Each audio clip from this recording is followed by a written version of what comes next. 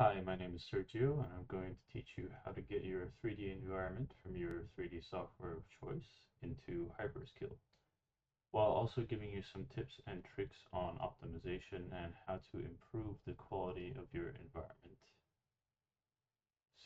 I'm using Maya, but you can use whatever 3D software you like. Um, this scene is very simple. It's just to serve as an example. Outside here, there's a scale reference I was using just to get a sense of scale of the human character and the player. Um, firstly, note that I've made the walls at least 13 centimeters thick, so that it is a bit grounded, so that the windows can be inset. I've also added a little rim here, so that it feels a little bit more realistic. Same with the doors.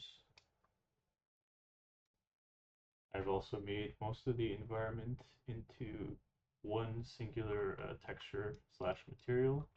As you can see here, it's basically all one mesh, uh, except for the windows. Let me show you where that's coming from. So the way I do that is it's okay to have your UVs stacked in this scenario because we're going to create light map UVs using Unity's auto bake. Um, if the auto bake doesn't work out, we can always make our own light maps in Maya or Blender, but it usually does a decent job for simple environments like this one. You can also have your UVs anywhere in space. It won't matter. The way we're doing this, let's use the ceiling as an example.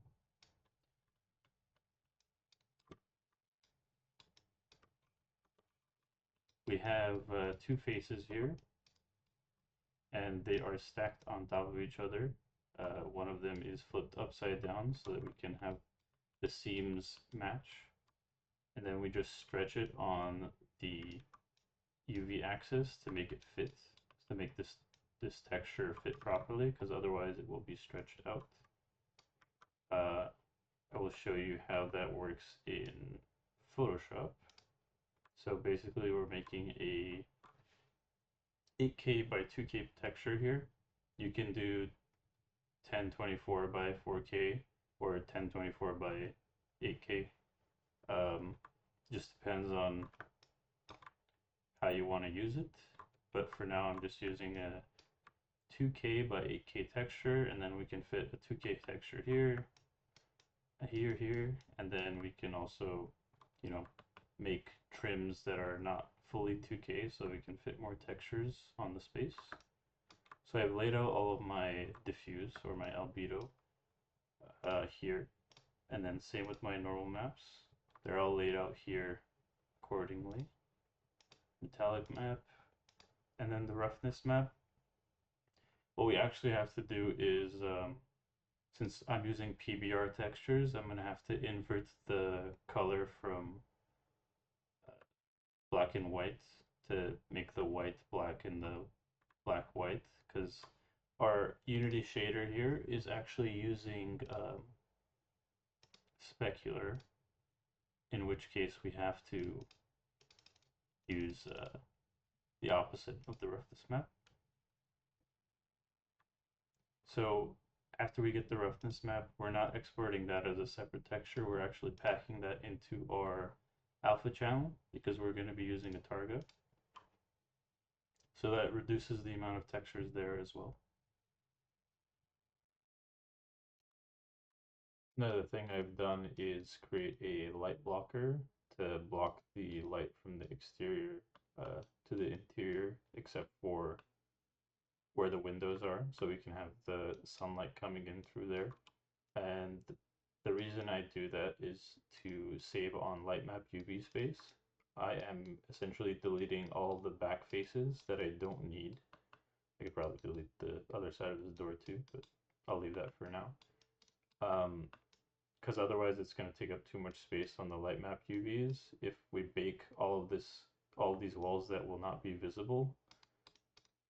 So what we're going to do is we're going to use this light blocker, and we're going to make it so that this is not static, so it does not contribute to the light map UVs, and it just helps cast a shadow for these windows. And the way I made this is I just duplicated the interior and I deleted the interior sides, exterior sides for this and the interior sides for this one. So let's get this environment into Unity. I've gone ahead and done a few steps already inside of Unity. Don't worry, most of these files will be provided in the video link. I've imported all my assets and textures and created materials for them and applied them. For Maya, I just made sure to select the environment except for the light blocker mesh that I created, export that as one FBX, and then export the light blocker as a separate FBX. Side of Unity, I made sure to have my naming conventions. For any static mesh, I put SM in front of it and then underscore category of the asset. For instance, this is an environment, so I put environment and then underscore name of the environment.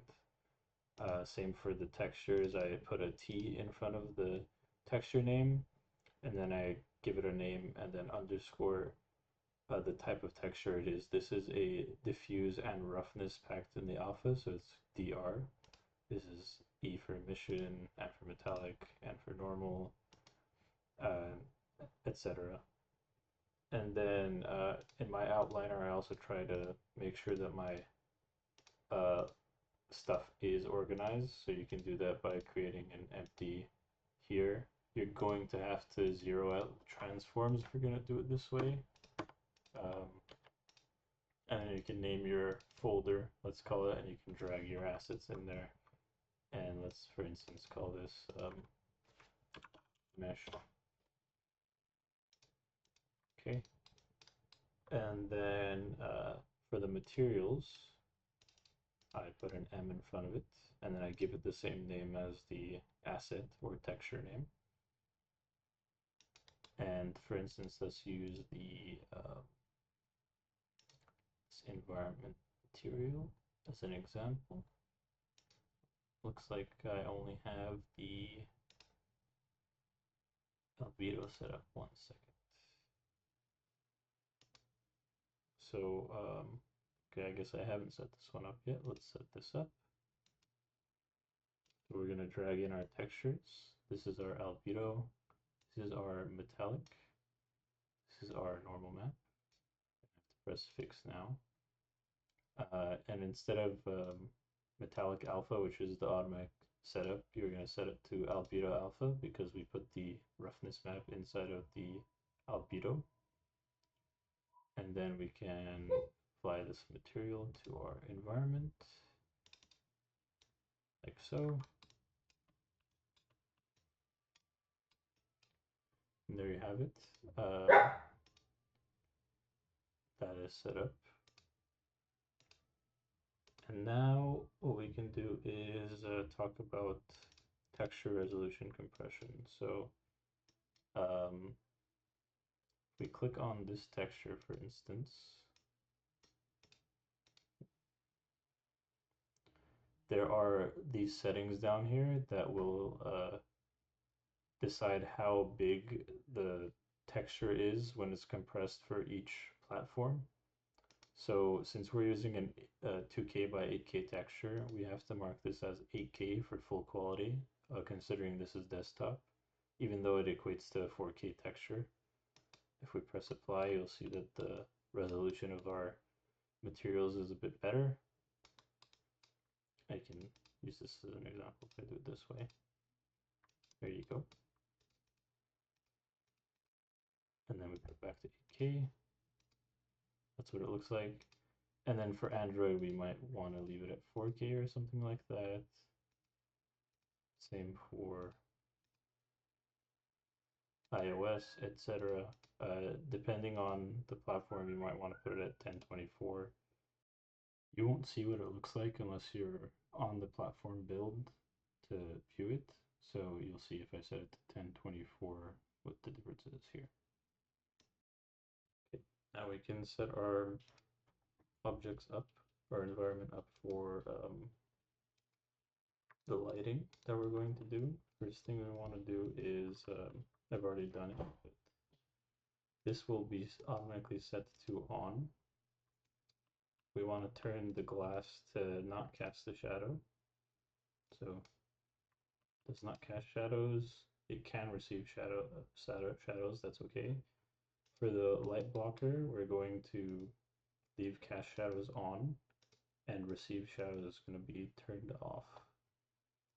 We're not going to need shadows because no one's going to see that. We want to keep this as not static. And what we want to do for everything else, since the lights and the environment and the windows, we're going to set those to static. Now I've already set up some lights here and the reflection probe.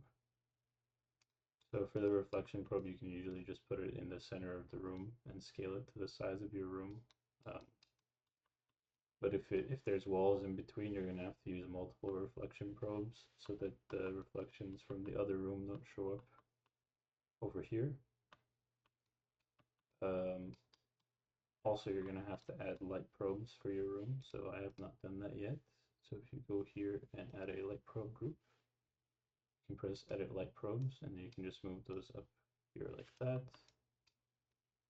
And you can just fill these in your scene.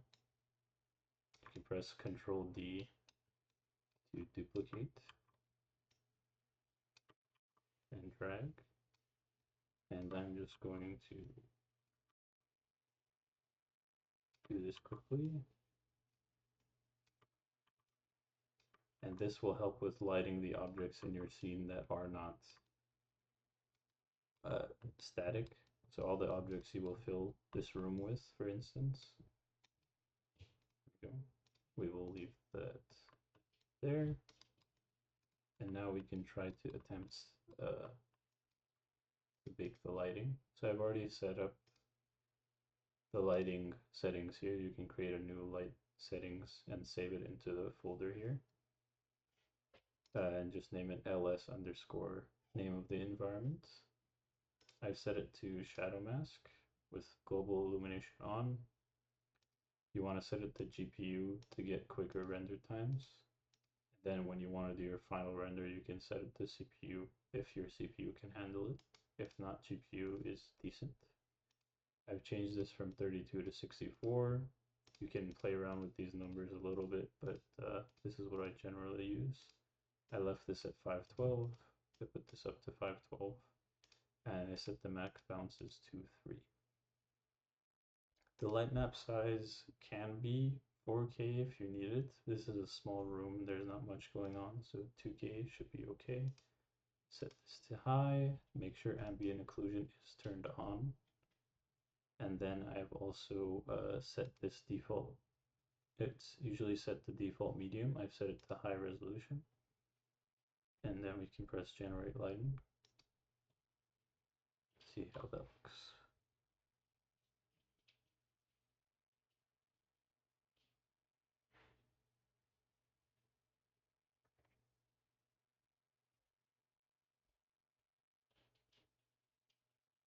Okay, it looks like I missed a step here. I'm going to actually have to make sure that these lights are all set to baked. So it's going to be under mode baked. Let's try that again.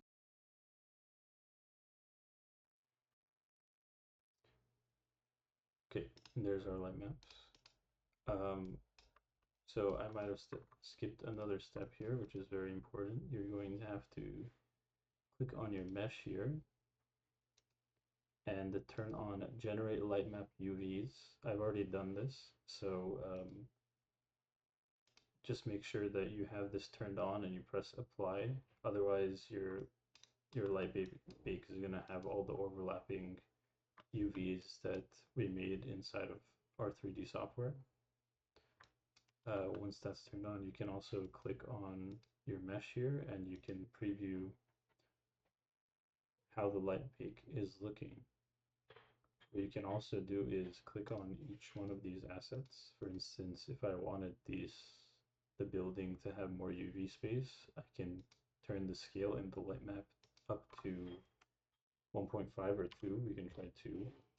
It's too high. And we can do the same for the windows. Probably don't need much more. The ceiling lights, we can turn that up to 3. They're so small. And that'll just mean you have more UV space for your light bake to look more high resolution. Then we can try doing another bake.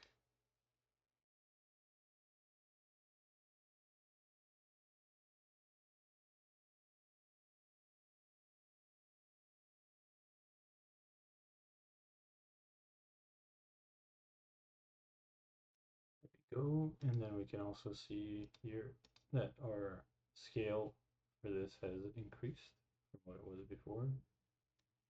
At least it should have. And yeah, that's essentially how you get a decent light bake. Make sure that everything we've done is put all inside of one folder. I've already done this.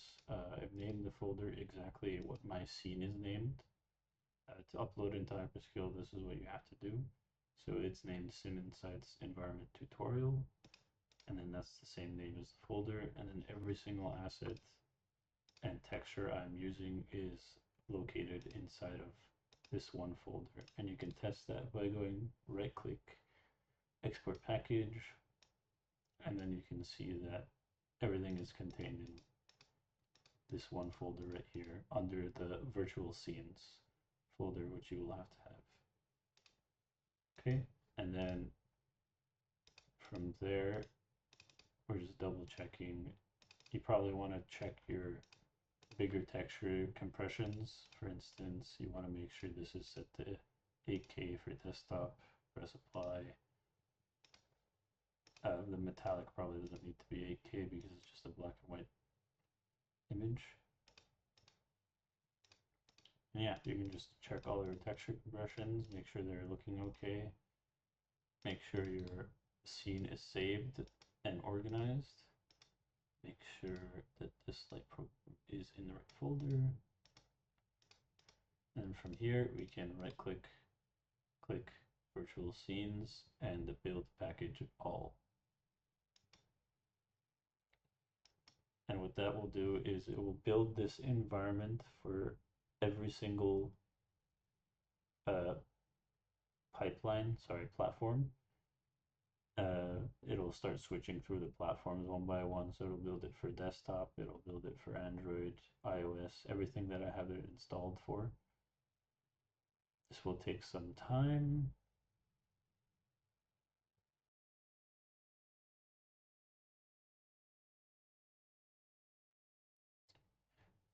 Okay, that looks like it's done. Also make sure that don't worry about the skybox out here because you can change that inside of Hyperskill. But we're also going to have to actually make sure that our assets have colliders on them because we're going to be walking on them.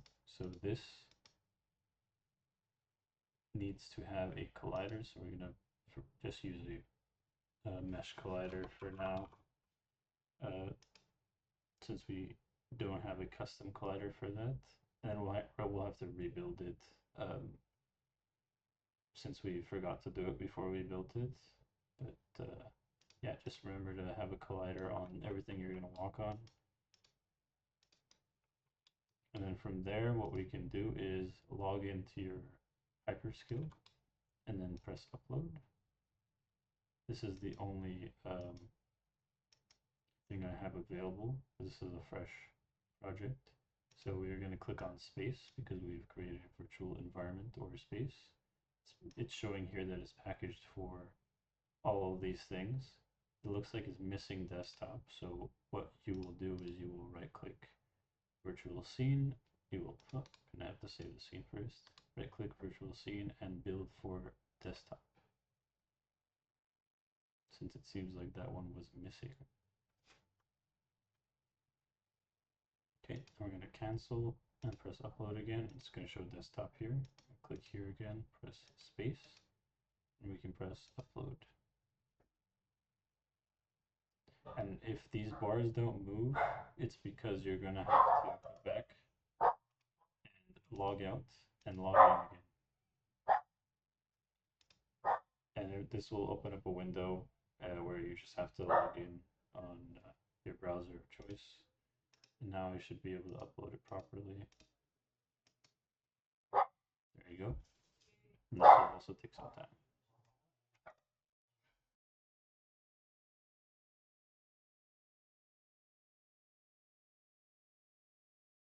Once that is done, you should be able to open it up inside of Hyperskill. I'm going to open up Hyperskill Desktop.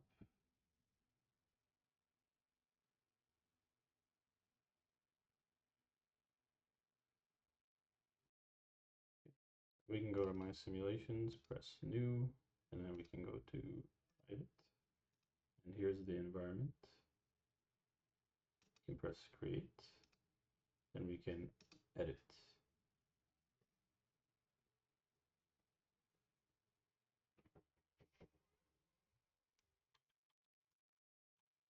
Here we are. We can fill this environment with scene, things like tables.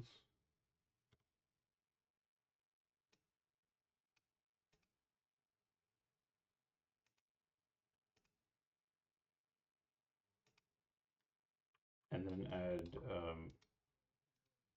rules and gameplay mechanics to it. And that's it. Hope that helps.